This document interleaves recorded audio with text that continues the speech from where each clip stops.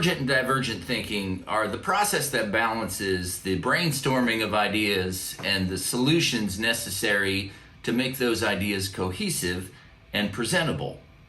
Today we're going to be talking about convergent and divergent thinking as pertains to songwriting, but really it can be used for any art form or any situation where you have to brainstorm and come up with a solution and make it presentable. I'm Fran Capitanelli.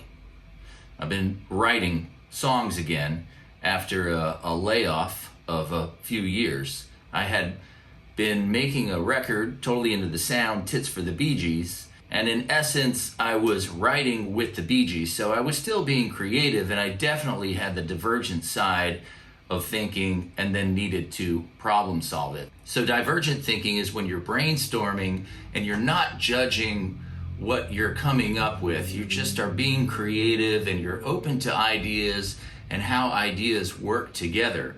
But convergent thinking is when you have to piece them all together and make them make sense. And sometimes it works and sometimes it doesn't.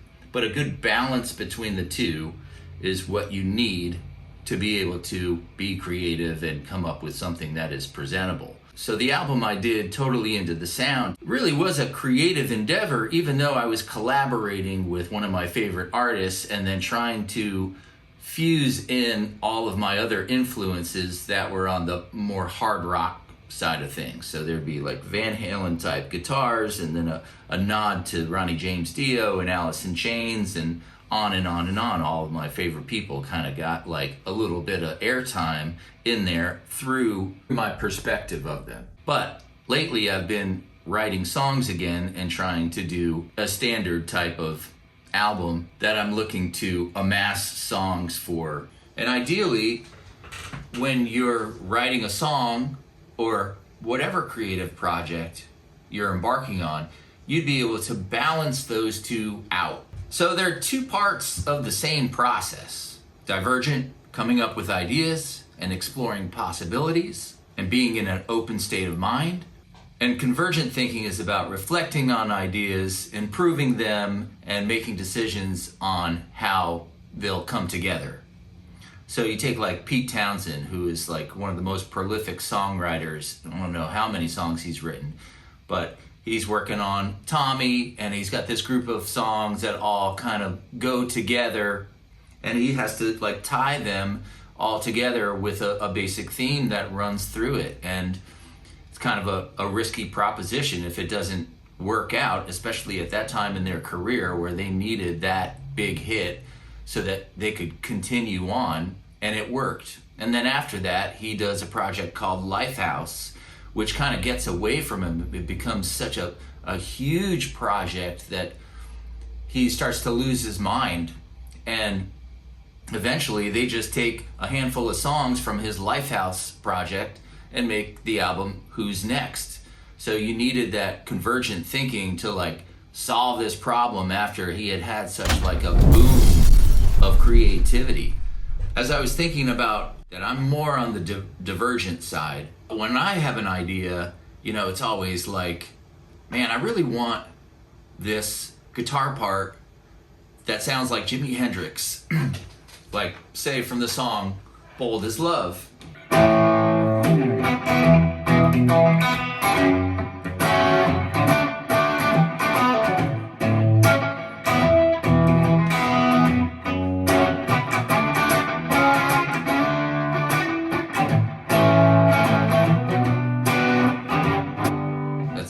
Bold as Love. It's on the album Axis Bold as Love. And there's another version on the Jimi Hendrix box set, the purple velvet one, where they just hit this groove, and I was like, I want that groove. He's starting on A.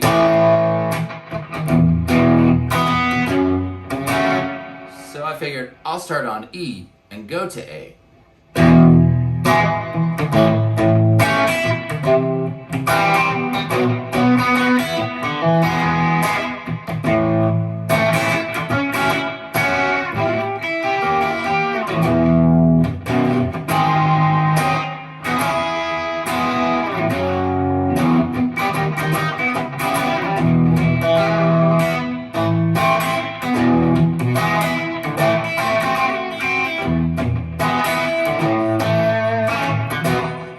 So that's the song on my album Kave Talk that is called I Sent You On.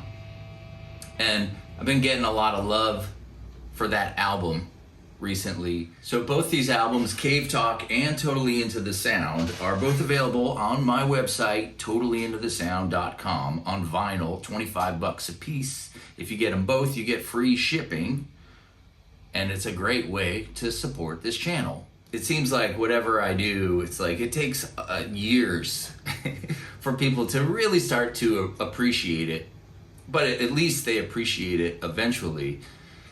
Because while it's going on, I realize, like the Tits for the Bee Gees album, I know that's a crazy idea. It was crazy while I was doing it.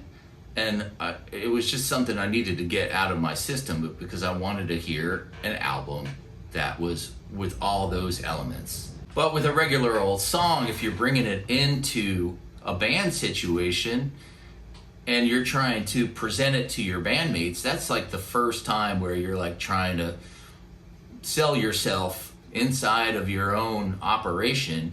Ideally, you would have people that are all on the same page, like the Beatles. They're the perfect example for anything. But if you think about the Beatles songs, they are pop songs mostly, really catchy.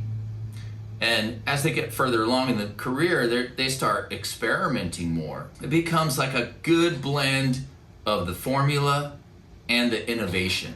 Plus they have George Martin overseeing the whole thing, and he's definitely on the convergent side of thinking. So take like Strawberry Fields, which they had two different versions of, and they were in different keys. And John Lennon was like, I like the first half of this one and the back half of this one, so figure it out. And George Martin has to come in and be the convergent thinker and piece the two together by messing with the speed of one of them so the keys match.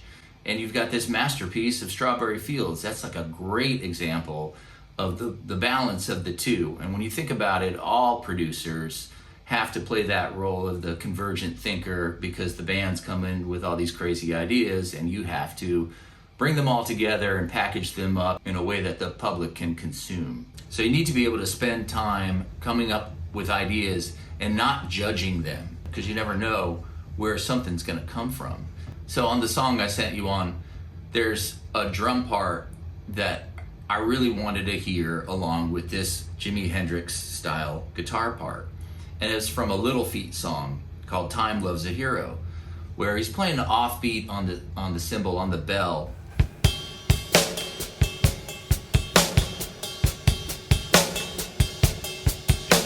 Here, I got it right here.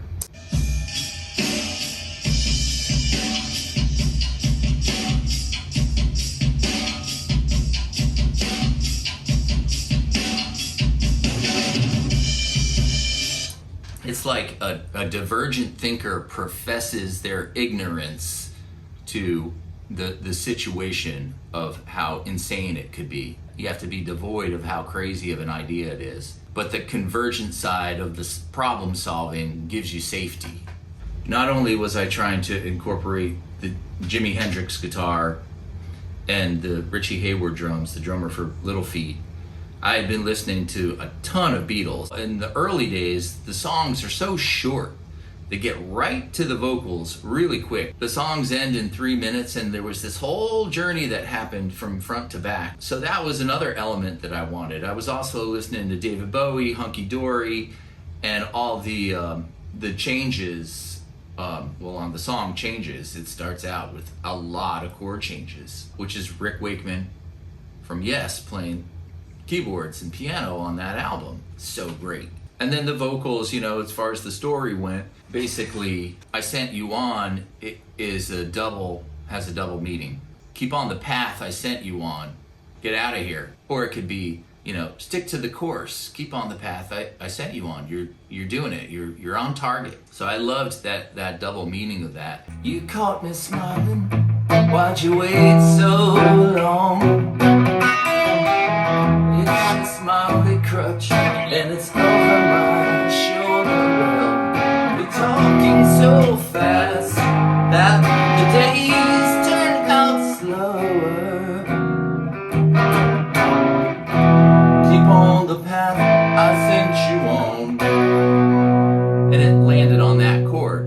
since, you know, you're going down the path, I was like, well, it should be that you see the person getting smaller and smaller. And how do you do that through music? You'd have to, you know, like do a descending thing. So it ends up being like, uh-oh, there's a lot of chords going on here. But so far, it's making sense to me. And then when it gets to the bridge, it just keeps rolling. I sent you on.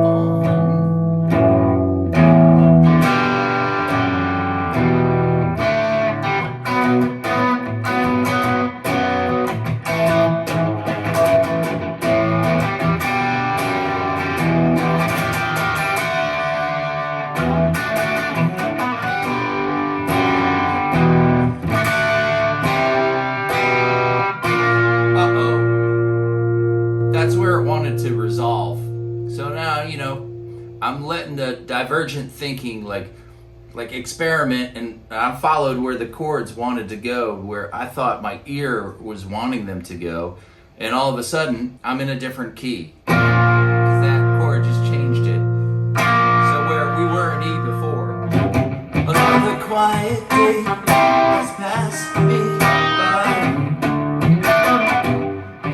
Every now and then the silence is broken. I heard it so short that I had to just go on. Keep on the path I sent you on. Yeah. Here's the guitar I was playing when I recorded this, and this is the room I played it in. And as you can see, the Alex Van Halen poster is always nearby. Wherever I'm making music, you're gonna want that to be close. And I recorded this album on cassette. It was 8-track cassette. And this is all documented in the other video that I made, making a record on cassette. So at the end of the process, of course, I put it into Pro Tools and mixed it at Butch Walker's studio with Jake Sinclair mixing it. Thank you, Butch and Jake.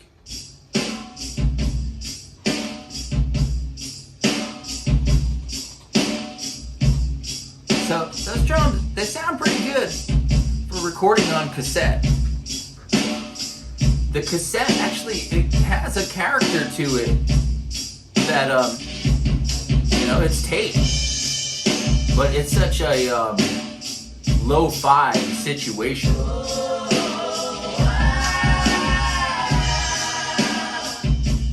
All right, let's go back a little bit and hear what the guitars sound like.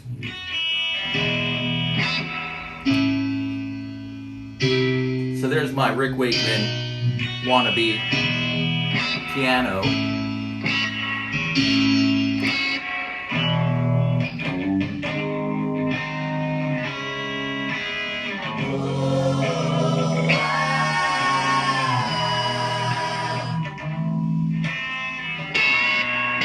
B-bender, of course.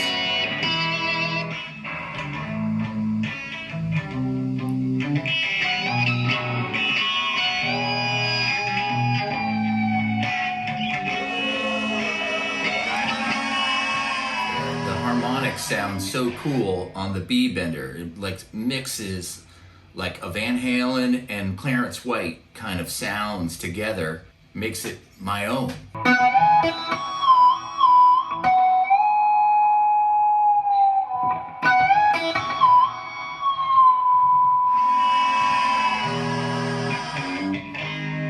Days that had rolled on,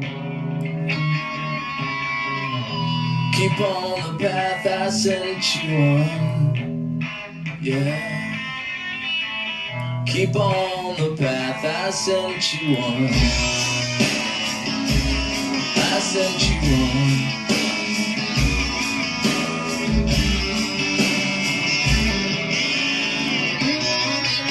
Love this B-bender solo.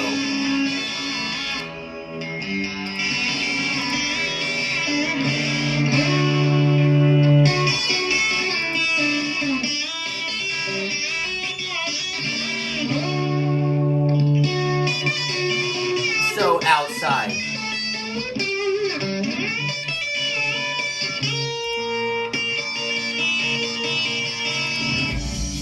Another quiet day has passed me by. Key change.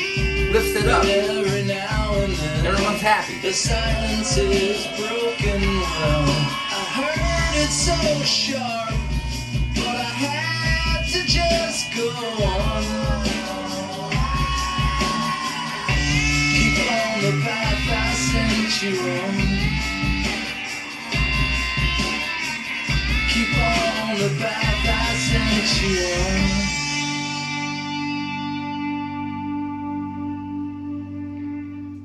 I needed to do that this week. I wanted to talk about that song and talk about, my process of writing as I'm starting to write again. I got like 6 songs that I've written and that are originals and more in Kave Talk / Tom Collins vein. So at some point, maybe we can have some new music for you. And then in about 10 years, you'll love it. Trust me. I'm Fran Capitanelli, totally into the sound, totallyintothesound.com, all this stuff. Subscribing, that's always cool. That lets me know. And we'll see you next time.